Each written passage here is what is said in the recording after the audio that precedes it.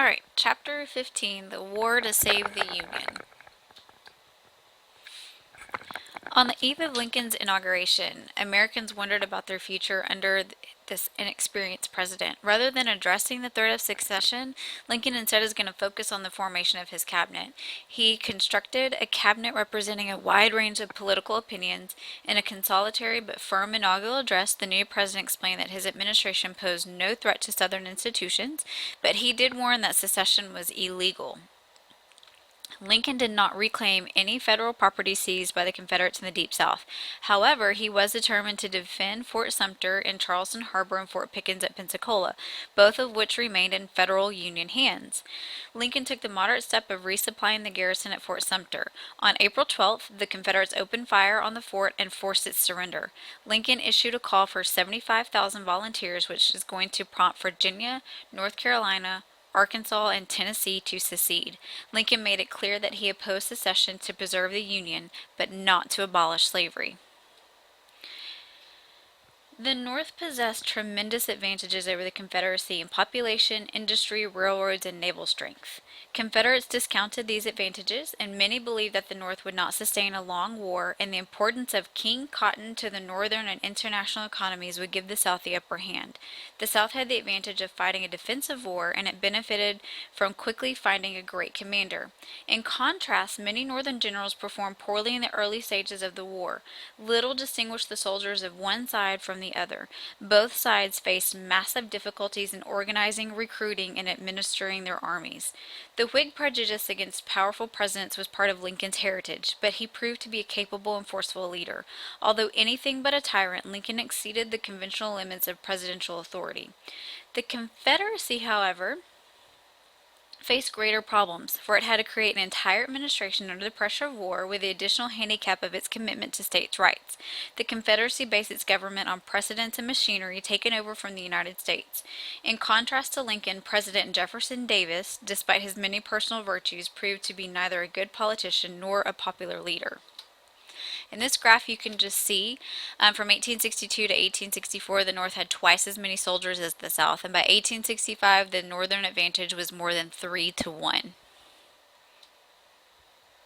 The first battle of the Civil War took place on July 21, 1861, near the Bull Run River. Confederate forces led by P.G.T. Beauregard routed Federal troops commanded by Irvin McDowell. The Confederates were too disorganized to follow up their victory, but panic gripped Washington. The battle had little practical impact except to boost Southern morale. After Bull Run, Lincoln devised a new strategy that included a naval blockade of Southern ports, operations in the West to gain control of the Mississippi River, and an invasion of Virginia. Lincoln also appointed George B. McClellan, an experienced soldier and able administrator, to command the Union forces.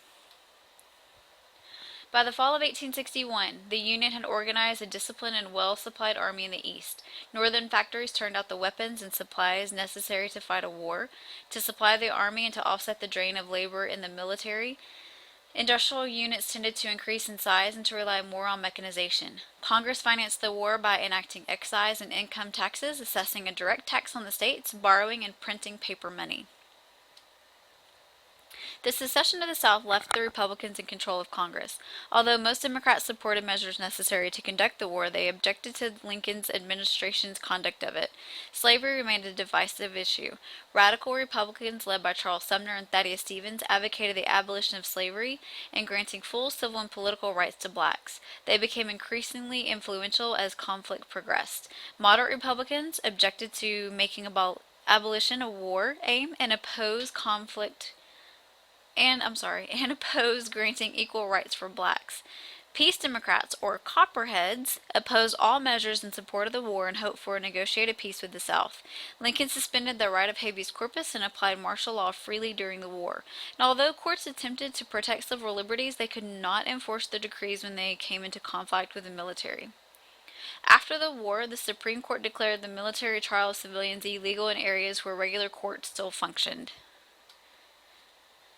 Jefferson Davis represented the best of Southern planter and an unusual politician with many strengths, but his reserved and opinionated nature made him a poor leader. The South also revised its strategy after Bull Run. Davis relied primarily on a defensive war to wear down the Union's will to fight. The Confederacy did not develop a two-party system, but there was plenty of political strife. Conflicts continually erupted between Davis and Southern governors. The Confederacy's main problem was finance. It relied on income and excise taxes, a tax in kind, borrowing, cotton mortgages, and printing paper currency.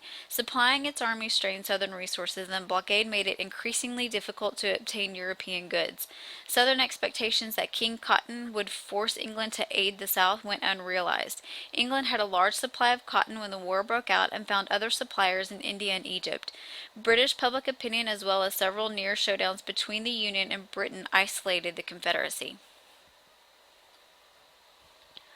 President Lincoln was preparing a broad strategy in which McClellan would concentrate on the capture of Virginia, the Navy would clamp down on Southern ports, and the Western generals would execute plans to gain control of the Mississippi. After Bull Run, no important battles took place until early 1862. McClellan continued his preparation to attack Richmond, while Union forces commanded by Ulysses S. Grant invaded Tennessee. Grant captured Forts Henry and Donelson and marched toward Corinth, Mississippi. A Confederate force led by Albert Sidney Johnston attacked Grant at Shiloh on April the 6th. Although Grant's troops held their ground and forced the Confederates to retreat the following day, the surprise attack and the heavy Union losses so shook Grant that he allowed the enemy to escape. Shiloh cost Grant his command.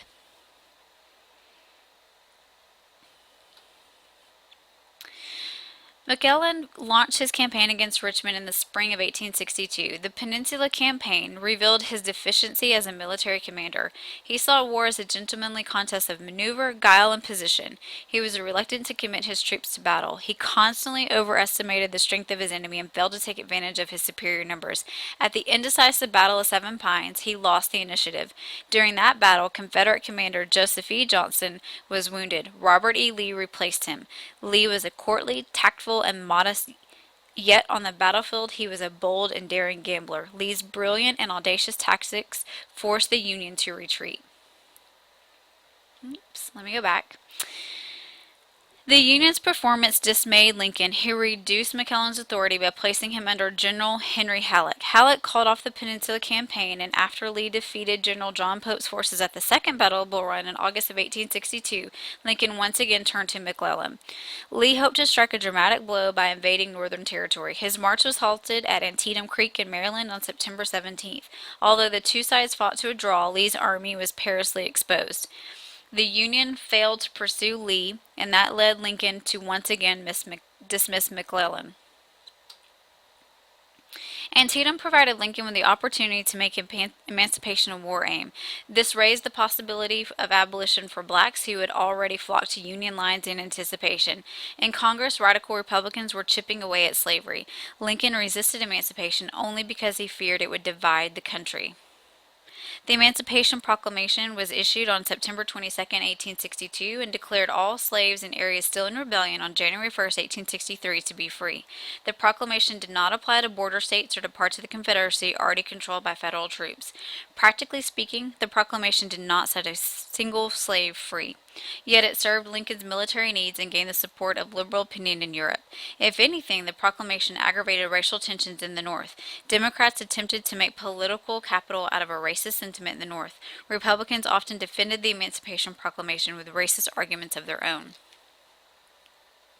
Both slaves and free blacks regarded the Emancipation Proclamation as a promise of future improvement, even if it failed immediately to liberate slaves or to ease racial tensions. Lincoln's racial views might have been seen unenlightened by modern standards, but even his most militant black contemporaries respected him. After January 1, 1863, slaves flocked to Union lines in droves. The passage of the Conscription Act in March of 1863 resulted in draft riots in several northern cities. The most serious took place in New York in July. Many of the rioters were workers who opposed conscription and the idea of fighting to free slaves, in part because they believed that freed slaves would compete for their jobs. The New York riots began as the protest against conscription and became an assault on blacks and the well-to-do. The Emancipation Proclamation neither reflected nor initiated a change in white attitudes, and most white Northerners continued to believe in the inferiority of blacks. Lincoln was no exception, but his views were evolving. By 1862, the need for manpower manpower argued for a change in the law of 1792 that barred blacks from the Army. In August, the Secretary of War authorized the military government in the capture of South Carolina Sea Islands to enlist slaves. After the Emancipation Proclamation authorized the enlistment of blacks, states began to recruit black soldiers. By the end of the war, 1 of 8 Union soldiers was black. Black soldiers fought in segregated units commanded by white officers. Although initially they were paid only about half of what white soldiers were paid, black troops soon proved themselves in battle.